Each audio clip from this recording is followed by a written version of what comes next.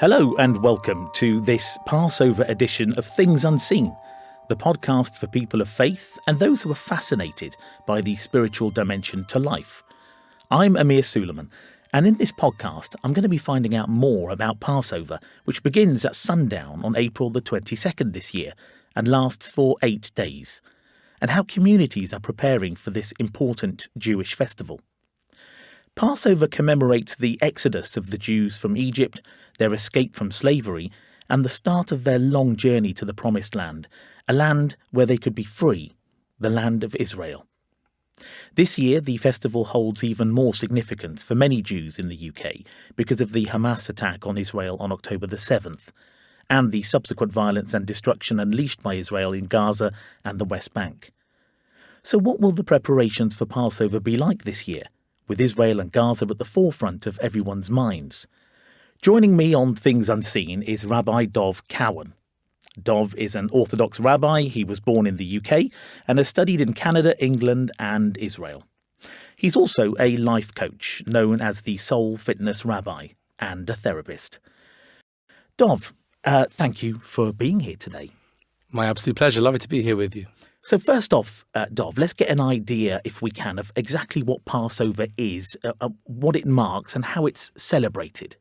Certainly, yeah. Passover is really the festival where we come back to basics, identity, who we are as a people, because it really commemorates the birth of our nation. If you imagine like a slinky toy, do you remember those slinky toys? I do remember them. So we as Jews see time as a slinky toy. We don't see time as a line. We don't see time as a circle. We see it as like a spiral that keeps on moving. And therefore, all the events in history that ever happened, we can tap into the energy of that day whenever we come back to that date in time every single year. So the understanding is the exodus from Egypt.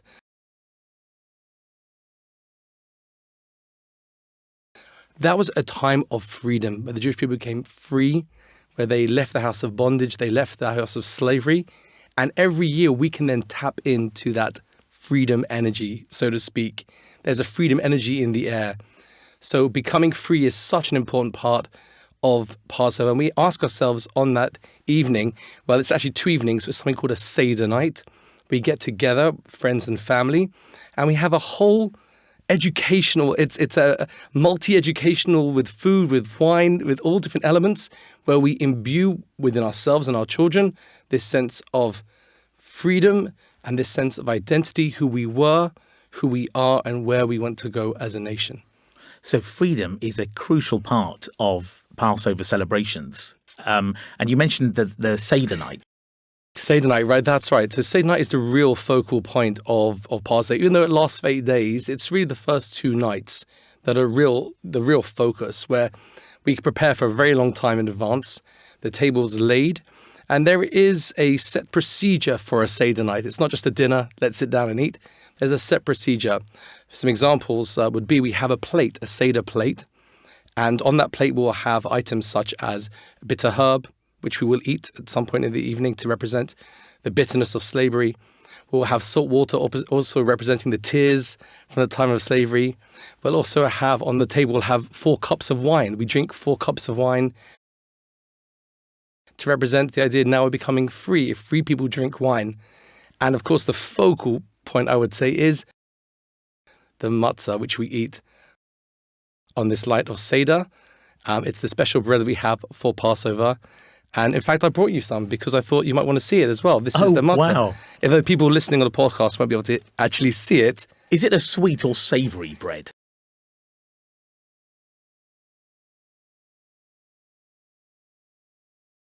It is what it is. That's the whole point of matzah. It is what it is. There's nothing other than flour and water. Nothing else. So you're holding up this, what looks like a perfectly square, almost waffle-like Yeah, it's bread. a cracker, like a thin cracker. Yeah. And the whole point of matzah is that the ingredients can only be flour and water. You can't add anything into it. It has to be completely pure, and it's baked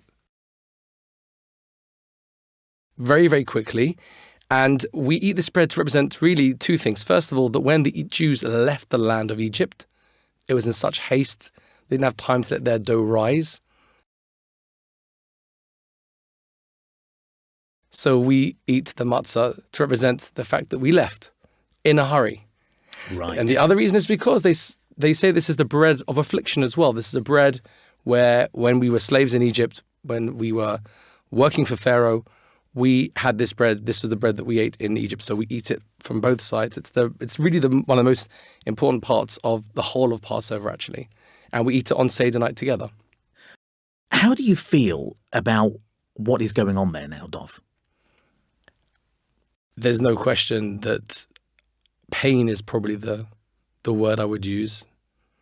A combination of pain and I would say a sense that anger probably as well goes in there as well. Pain and anger together. It's a combination of those two elements. Certainly the distress post October the 7th of hearing so many of my fellow brothers and sisters who were massacred in brutal, very, very brutal ways. As unfortunately the footage went out, I have a good friend of mine who phoned me quickly and said, don't look at anything going online now. Like, he knows I'm quite a sensitive soul. And he said, just don't go online, don't look, because you won't get these images out of your head. And I didn't. I've caught some elements of it. But there is a certain sense of just anguish to a certain extent when you see that, when you see the people being killed. And the pain that comes from there, the pain of why can't we just move forward towards a peaceful settlement, towards a sense of working together. When this happens, everything just disappears into a cloud of dust and smoke and more pain and more anguish and more suffering for everyone. And so there's just such like a freaking ripped to shreds almost inside, and pain and suffering. You mentioned obviously sadness, anger, strong emotions. Does frustration come into that? It does for me. I wonder if you feel that as well. You've touched on it, Yeah. with the fact that we all want a peaceful resolution to what's going on. I get frustrated, and I wondered if you shared that. Oh, certainly. I think that's it's almost visceral, this frustration that we have. We understand from the Jewish perspective that we just want to live there. We want a place to be. We want a place where we can just live lives, and we can live together. And yet we're facing off against an enemy, essentially in Hamas, that will only be happy essentially when every Jew has left that land. So it's an existential fight. It's an existential battle that's going on. And there's this frustration, like, why couldn't it be otherwise? Why couldn't we have another situation? Why couldn't we have another solution to this? So I think frustration is really, I think I agree with you, a very strong emotion that I have. How do you feel, Dov, when you see the ongoing protests and strong feelings expressed by British Muslims, some British Muslims, about Israel's actions in Gaza? Do you feel threatened by them? I do feel threatened by them. Maybe I'll go back to the first. It was two questions in one. So the first question was, how do I feel generally about it? And maybe I'll talk about from a personal perspective. I think, generally speaking, I can understand where both Muslims, and not just Muslims, but any person. I was just away a couple of days, and I switched on the TV in the hotel room, and I watched the news. If I was a middle-of-the-road person who didn't have full context of the situation, I would be very angry. I would be, getting very upset. I would be probably, I may even go on a march if I didn't know the full context. I didn't understand what was going on. And so I think that I understand very much why people would be marching. If they don't have the full context, they don't have the full understanding of what's going on.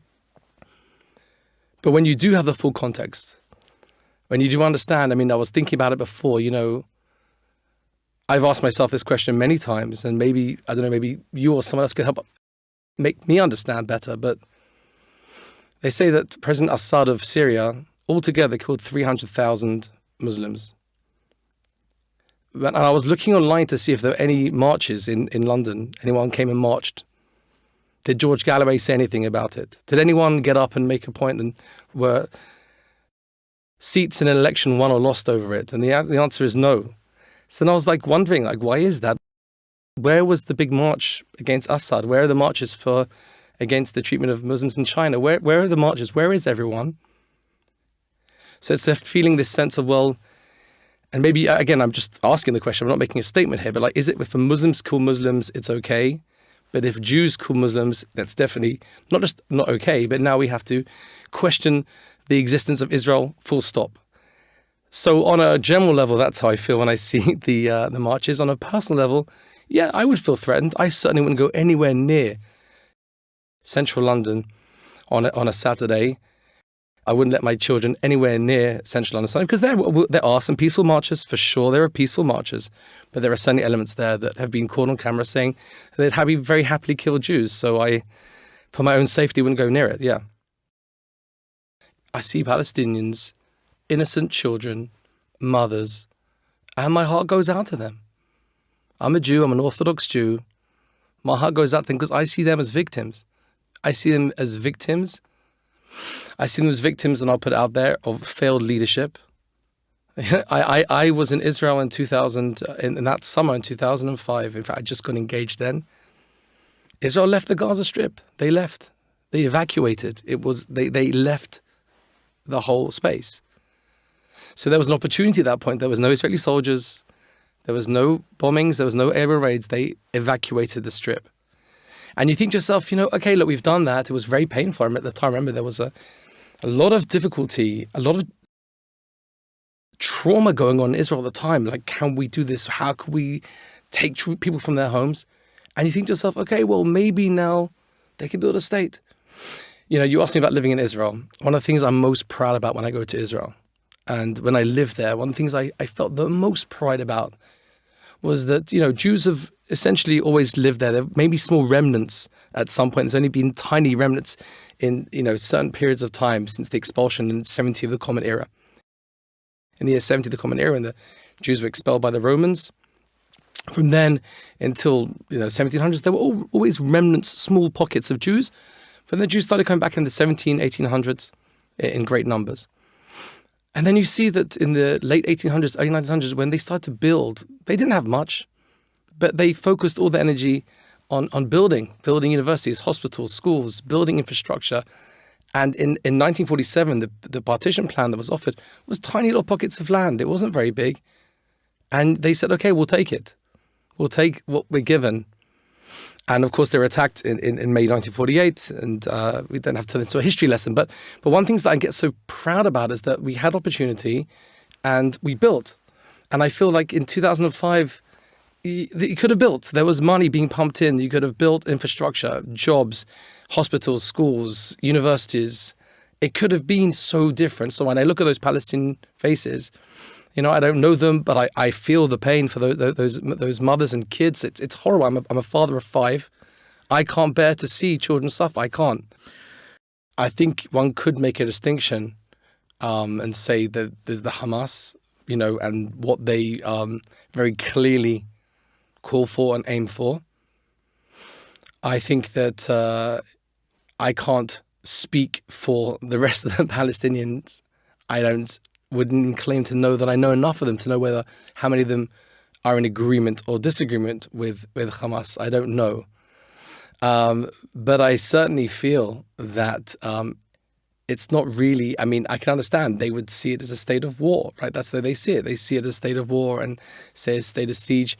I think it's much more, the silence isn't actually as deafening from them as much as it is from people around the world who one would expect or hope to stand up and say, look, there are hostages, there are people, there are mothers and fathers that are pining and wondering and hoping to see their children.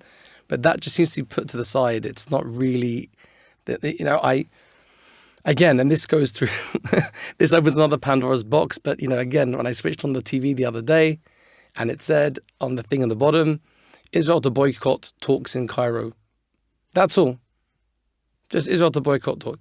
It didn't say that the reason why they're boycotting is they want to know which hostages are alive or dead. So when you just put a sentence like that out there, you think, it's not really about the Palestine. I feel more certain media outlets to have the responsibility to understand that there are hostages. There are people out there who are hiding amongst civilians currently, in Rafah. There are many, many terrorists that are there hiding behind civilians. And that's again, going back to frustration, that's the most frustrating part. I could only think what it must be like for an Israeli soldier right now in Gaza, having to go in. They are so scared. They don't want to kill the civilians, but they're scared for their lives. And they know that whatever they do, it's going to, you're damned if you do, you're damned if you don't. Your life's at danger. Your people are at danger. There's civilians all around you. I would not want to be an Israeli soldier right now in Gaza. You've spoken about compassion, and that's it can be difficult in this situation. So my friends, like-minded people, have that compassion for the people of Israel, as well as, of course, the people of the West Bank and Gaza.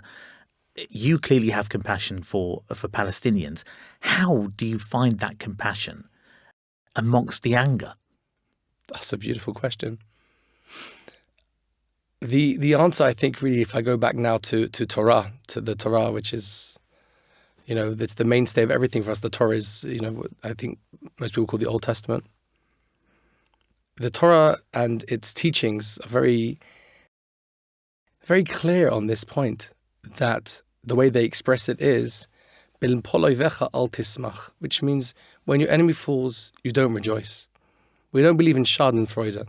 We don't believe in rejoicing at people's downfall. And one of the most important teachings of the Torah, again, it goes back over 3,000 years ago, predating Christianity and Islam by quite a long time, right? It says very clearly that every person is created b'tselem Elokim, which means in the image of God. So I have to see the image of God in every single person. It's a hard job. It demands a lot more from me, but I have to look and see that there's a person, and within that person is the image of God. And therefore, I can have compassion on a person. What they do and how they behave is one thing, but the person themselves is another thing. So therefore, for example, when your enemy falls, do not rejoice. Well, why not? Why can't I rejoice when my enemy falls? It's my enemy. He's trying to kill me. No, because they still have the image of God inside them. We talk about Passover. So coming to this point on Passover, it's fascinating how it works out, because on the seventh day of Passover, talking about the slinky again, talking about the spiral, right? On the seventh day of Passover, we are commemorating the moment that the Jewish people went through the Red Sea. Jewish people went through the Red Sea and the Egyptians drowned. Now, Amir, this is very fascinating. It's an interesting thing. For every day in Passover, we sing songs, we call it Hallel, songs of praise, so to speak, that are specific for festivals. Every day of Passover, we sing songs of praise, and which, of course, we should, because we're celebrating becoming free. It's the most wonderful time to sing songs of praise. On the seventh day of Passover, we're told we're not allowed to sing the full set of songs. We do a half set of songs. Why? Because we're told that on that night, when the Jews went through the Red Sea, the Egyptians were following them. They drowned. The Jews wanted to sing praise. God turned to them. The sages tell us, this isn't written in the Torah, the sages teach us, that then the Jews wanted to sing songs of praise. God said, my handiwork, my creations are drowning, and you want to sing songs of praise? No. They may be Egyptians, they may have tortured, they may have killed you, they may have humiliated you, they may have raped you, but they're still my handiwork. Don't sing full Hallel. And we don't sing a full Hallel. We don't sing full song of praise. So it's much harder. It's much easier to be black and white. It's much easier to go, gung-ho. But we're told, be subtle here. Understand that there's evil and there's also a person who has the image of God. And that's where we have to, from that point, we can really begin to find that place of compassion within. That's very interesting. I find that fascinating. Thank you for explaining that so well. Let's stay with Passover for a second. Sure. You've told us that it commemorates the Jews leaving on their journey to find the promised land, which is Israel. How do Israelis now feel about Israel, Dov? Does it have a religious significance as it would have in biblical times? Well, I mean, the word Israelis is, Israel is a democratic country made up of all different types, some of which are non-Jews. As we know, there's Israeli Arabs, there's Israeli Druze. So Israelis is quite a wide term. But if we're talking about Israeli Jews, you have secular Jews, secular Israelis, and you have more religious Jews. But one thing's very interesting, and this is, it's interesting you ask this question on this point. And please forgive me if I can't give you the full details of the statistics on this, but I did remember reading a couple of years ago that they did a survey of Jews and secular Jews as well to find out which Jewish practices they still upkeep. And they still do the upkeep on. And they found that of all the Jewish practices, the Passover Seder night is the one that everyone still does. So we've got lots of other ones. Rosh Hashanah is the Jewish New Year with the shofar. They've got Purim, which is another festival. You've got all different types of festivals through the year. Passover Seder night is the one that doesn't matter how religious or non-religious you are. Passover is the one where everyone gets together to celebrate. Why? Because it's identity. It's about coming back to identity. And if Israel is all about identity, it's about people living in their ancestral homeland and connecting to the land, connecting to each other, connecting to this incredible project, which, Israel is this. Israel's not even 80 years old yet as a country. And therefore, there's this incredible project of all different types of Jews from the Middle East, from Yemen, from Iraq, from Iran, from Morocco, from Hungary, from Germany, from England, from all the Jews that have, like homing pigeons, sort of come back to their ancestral homeland, learning to live together. How do they feel about Israel? Well, I feel, again, I'm not there right now to be able to put my finger on the pulse and tell you, but I could tell you what they feel probably is a sense that we have to be more resilient. We are resilient. We have to focus on our resilience. We have to focus on what unites us and not what divides us, because I think that really is the only way we can move forward. Okay. So in the UK, a tradition has developed of multi-faith activities during big festivals like Passover and Ramadan as well. What are those interfaith relations like now, do you think? I think that's, again, it's definitely testing times right now. I can only wonder if I would now go into a mosque with my kippah on my head, my skull cap, how I would be treated or spoken to. I don't know. I went in the summer to the mosque in Hendon. We had an interfaith walk, and I was on that walk, and I walked in, and I was very happy to go and to meet and speak, and it was wonderful. As I walked out of the mosque, someone walked in and was very unhappy to see me there. It was one person, granted, but it was quite unhappy that I was a Jew in the mosque, and I understand, because there's one person, maybe I don't know his whole story. I don't know how if I walked into a mosque now, how I would be treated. I'm not sure. I don't know what people would say to me, if I would be safe or not. I don't know. And maybe that's just a window to your question, that I don't know where interfaith stands right now. I know me and you can sit together and we can have a conversation. I think social media has had a devastating effect on the way things are right now. We see a lot of, as Jews, I can tell you now, we see a lot of clips and images and videos of people in England saying extremely disturbing things about what they want to do to Jews. And therefore, I think there is a little bit of a tortoise shell going on, that people kind of keep themselves and not. I don't think it's really outward looking right now. If I'm honest, it's more inward looking. It's about protecting ourselves, feeling safe. I really hope and pray that time will come again where we can look outwards. There's no reason why not. I wish and hope that could be the case. But right now, I would say it's much more inward looking. I completely understand. And I find it incredibly sad, Dov, that you have those thoughts that, how safe would you be? And I completely get where you're coming from. But isn't it sad that you're having those thoughts? I can only speak for the mosques that I frequent, and I can tell you, hand on heart, as somebody who practices an Abrahamic faith as you do, and Christianity, it's amazing how our faiths are connected, actually. And it's just sad that we've it's come to this. But as somebody who practices Islam, it's an open door, and we would welcome, even with what's going on, we would welcome in anyone of the Jewish faith, and we would talk to them, because dialogue like this, Dov, it's so powerful. It's so needed. I 100% agree with you. No doubt. And that's really good to know as well. Yeah. That'd be good to know. But thank you for being honest about how you feel about that. Mm-hmm. Do you think these events will still happen? These big interfaith events this year, given what's going on, do you think they'll still happen? I hope so. I don't know enough from my own end to be able to answer that question accurately. My sense is that there will be attempts because from what I see, no matter what's been going over the past, 20, 30 years, there's always been attempts made to sort of build bridges. So I would like to think that the doors will still be opened and there'll be attempts made. But certainly at this moment of time, there is a sense of both consolidation within the community, that we have to just be there for ourselves. There's a sort of a pause, there's a moment for ourselves that we need to be sort of for ourselves. We need to feel strong and safe within ourselves. From a therapeutics perspective, I suppose, to feel strong and safe within ourselves before we look outwards again.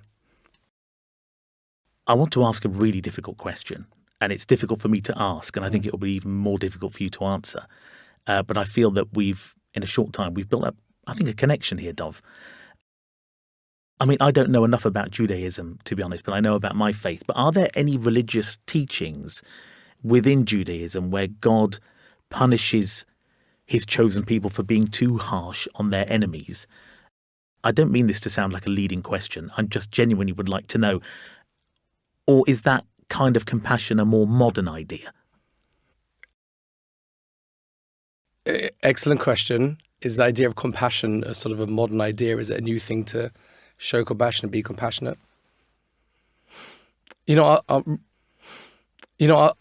share with you something that I think is very powerful, and maybe we can use that and we can go from there, if that's good. Yeah. Talking about enemies and compassion for enemies or not. If you go back as the Jewish people, now we go back a long way, and we go back a really, really long way. And we connect to that because in our Torah reading each week, we go back and we talk about Abraham, Sarah, we talk about Isaac and Rebecca, Jacob and Esau. We talk about people that lived thousands of years ago. Jacob and Esau, two brothers, twins. And there is animosity between Esau and Jacob over the birthright. Jacob goes off to live for 22 years with his uncle Laban. When he's coming back to the land of Israel to live, he knows that Esau, his brother, is coming with 400 men to meet him. Now just pause for a second. He's got a brother that hates him. He's got a brother that's probably going to want to kill him. So he does three things. Jacob, our forefather Jacob, Yaqub, as I believe in Arabic, does three things. He sends him gifts to try and appease him. He splits up his camp into two. So there'll be, if we get attacked, then at least there'll be a remnant. And the third thing to do is he prays. And it says that Jacob, he was distressed and he was in fear. Now, in the Torah, there's a teaching from our sages. It says something which I think is so worthwhile to share. It says that Jacob was fearful that he might be killed, and he was distressed that he might have to kill. He was scared. He had a physical anxiety that he may be killed at this moment by his brother, and he had a moral anxiety that he may have to kill his brother now, which he does not want to do. I think this is like really such an important notion to come back to about the idea of compassion. The idea is we should never, want to kill anybody, and we pray and hope that we never find ourselves in situations where we do that. But any time, the Torah tells us very clearly, someone comes to attack you, anytime your life is in danger, then you actually have to defend yourself. The whole notion of love your enemy or turn the other cheek is not a Jewish idea. Loving your enemy is not a Jewish idea. It doesn't say anywhere in the Torah, hate your enemy. It doesn't say it anywhere. There's nowhere you'll find it saying, hate your enemy. No. But loving your enemy is not a Jewish idea. You have to know who your enemy is, be wary of your enemy. But there's also this idea of praying that I don't want to have to kill my enemy. I wish I didn't have to do this right now. And therefore, there's that idea of compassion, I think, comes back, and that this compassion of humanity. We're talking about humanity here. We're talking about people here. I don't want to have to kill anybody. But if so be it, if I have to do it, then I have to do it, then I will do it. So with that, do Israelis then think they are doing the right thing religiously? I think that most Israelis now, the ones I speak to as well, will certainly believe that this is an existential war. This isn't, it's unfortunate the way that the current Israeli leadership is portrayed, and that's a political thing, and we can talk about that another time, maybe about the current Israeli prime minister, this, that, and the other. But this isn't just like a skirmish, or this isn't just Israel's taking revenge. What we're really seeing here is an existential threat, because the reality on the ground is, if Hamas would lay down their weapons and give back the hostages and say, Khalas, enough, no more Palestinians would die, finished. We could even leave, we could start rebuilding. If the Israeli armed forces would lay down their weapons and say, Khalas, enough, even for 5 days, then 7 million Jews living in the land of Israel, their lives could be, obliterated. The aim is extermination. So this is an existential fight. If it's an existential fight for our survival, then that is, I suppose, one can very much claim that that's a religious obligation to protect yourself, your family. I think about it a lot. I listen to sometimes the radio phone-ins. And I think to myself, the people who are hosting the phone-in with their provocative questions, which I understand why they do it. But I think to myself, you're going to go to bed tonight and you're going to put a nice comfy duvet over your head and put your head on the pillow and go to sleep. And you don't have to worry that maybe a rocket will come in through the sky and, or you have to worry that maybe a fence will be cut and your wife will be raped and your kids will be shot in front of you. You don't have to worry about that. So this is very much an existential battle, which is, of course, an obligation to protect yourself from. What significance does Passover have this year in particular? Oh, okay, well, I would say if we're focusing on this concept of freedom, my hope is that by the time Passover starts, there will be no more hostages. That's my hope and my prayer. But if not, I think a lot of focus will be on hostages. That's one. And in fact, it's actually interesting. I grew up as a kid. There were still Jews in the Soviet Union that couldn't practice their Judaism. I'm not sure how familiar you are with this, but Soviet Jewry was Jews were not allowed to practice their Judaism under communism. My bar mitzvah was twinned with another boy in Russia who couldn't practice his bar mitzvah. So during those years, there used to be a thing that you would set a place at your Seder table with a seat and a plate and everything for a Russian Jew who can't celebrate Passover. And I wouldn't be surprised if this year that's what a lot of people might do. They might set a place and a table for a hostage that can't be there. So that's one thing I think there'll be a real focus on, is the hostages. I think the other focus will be a sense of identity. I think a lot of Jews have had to do a lot of soul searching since October the 7th. A lot of Jews, and as a rabbi I can say this, have really woken up and sensed that as much as they felt safe and secure and accepted, that is not the case. That's how they feel anymore. And therefore they're starting to look at their Judaism again and say, well, if there are people in the world that want to kill me for being Jewish, then maybe I want to explore what it means to be Jewish and to explore my Jewish identity and not to run away from it, but to come towards it. And Seder night is the best night for that, because again, going back to how he said at the beginning, Passover and Seder night is all about intergenerational, handing down education. It goes back 3,300 years of doing this. For 3,300 years, maybe more, they've had nights where they sit together, parents, grandparents, tell the children, teach children, and then they learn and they hand on to the next generation, to the next generation. There's something beautiful about connecting to that spirit, to connect to that history, to connect to that past. And I think that will have so much more significance this year because of everything that's happened.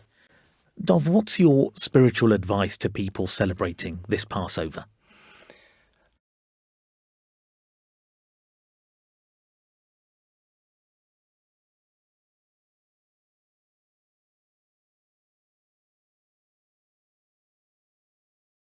As Jews, we've celebrated Passover in basements in Spain as Marrano Jews hiding from the Catholic Church. We've spent Passover Seder nights in Ukraine during the Chmielnicki massacres in the 1600s. We've spent Seder nights in the Warsaw Ghetto.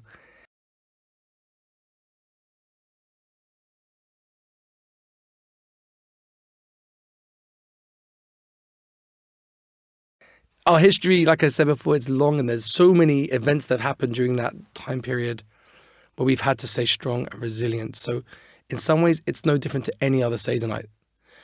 Having said that, spiritually speaking, I would say that it's about focusing in, like I said, on identity as a people, focusing on what it means to be Jewish. What does it mean to be a Jew in the world today?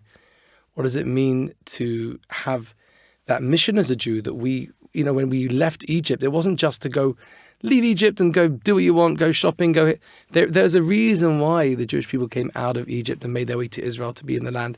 There's a purpose behind it. So I would say, spiritually speaking, connect to that on Passover. Connect to that. We have a past, and that's what we're connecting to. We have a present, but we also have a future. There is a mission. And it's interesting, I'll just say this on the 8th day of Passover, the bookend, the end. We start with Seder night, which is matzah and all the various, and we take this little journey, 8 days. On the last day, if you go to synagogue, we read from the book of Isaiah, I believe chapter 10, 11, 12. And we finished Passover with the reading from Isaiah, which is one of probably the most famous readings that most people know. It's the messianic vision that one day the wolf will lie down with the lamb, and the leopard will lie down with the goat, and one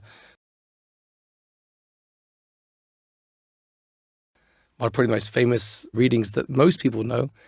It's the messianic vision that one day the wolf will lie down with the lamb, and the leopard will lie down with the goat, and the calf and the lion will lie together. And this idea that there is a messianic vision, we are moving towards a future, and we don't give up. Never give up. Even in moments of darkness, of slavery, of hardness, of bondage, when the world seems like a dark place, never give up. Connect yourself, connect to that idea of freedom energy, and step forward proudly. That's what I would say is my spiritual message for Passover. Can you explain why Israel is so important to Jews around the world who may have never been there or have family there? Israel is if I would say this, it's like it's a fish in water for the Jewish soul. And therefore, really from those first moments from the Exodus, where we went into the land itself, it's our home base. It's where we come alive as a nation. And therefore, in 70 of the Common Era, when the Jews were expelled by the Romans, we never ever stopped dreaming about going back there. It's incredible where you can go to different parts of Europe, especially, and you can see throughout, the early Middle Ages and Middle Ages, that on the walls of the synagogues are written prayers about going back to Jerusalem. There are pictures where they, in the 1300, or actually in this case it's the 1500s in Poland, they'd never been there. They'd heard about it, they dreamt about it, and they would draw pictures of Israel on the walls. In Theresienstadt, concentration camp in Czechoslovakia, someone had painted on the wall, which means we await that moment, we'll go back with our eyes to see Jerusalem. So we've never stopped dreaming, we've never stopped focusing on the land, not for a minute. All our prayer books, I just was at the prayer house before I came here, and I was praying and I was saying the words that we've said for thousands of years, 3 times a day, about going back to Jerusalem and going back to the land of Israel and being in the land of Israel. So it's just a central tenet of our faith and who we are. The land is so important. And it's quite an amazing thing, actually, when you go to Israel, when you walk in the streets as a Jew, there's a certain familiarity you have with it that you just wouldn't, I walk in there, it feels just so familiar with this sense of coming home, of being myself in the land. Dov, I think for me, this conversation has given me one massive takeaway, and that is, and I knew this would happen because I know myself. I obviously didn't know you until we walked into this room.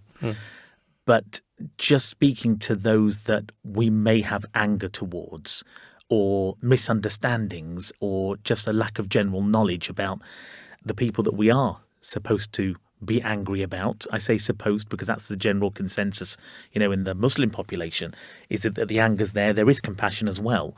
But my takeaway is if we just took some time to understand one another a little better, be it interfaith work, be it going to a synagogue. I'm speaking about a fellow Muslim here, going to a synagogue and just having a conversation. What does all this mean to you? This is what it means to me. What does it mean to you? The takeaway is that the comprehension of what's going on gains a very extraordinary clarity. And I've got clarity now from this conversation that I never had before. And I'm quite emotional about it, to be honest. A few things of what you said almost brought me to tears. Wow. I want to thank you for your honesty. My thanks to Rabbi Dov Cowan, who has joined me to talk about the preparations for this year's Passover and how Jews in the UK are going to be marking this important festival, with events in Israel and Gaza at the forefront of everyone's minds. I'm Amir Suleman, and you've been listening to the Passover edition of Things Unseen, the podcast brought to you by CTVC.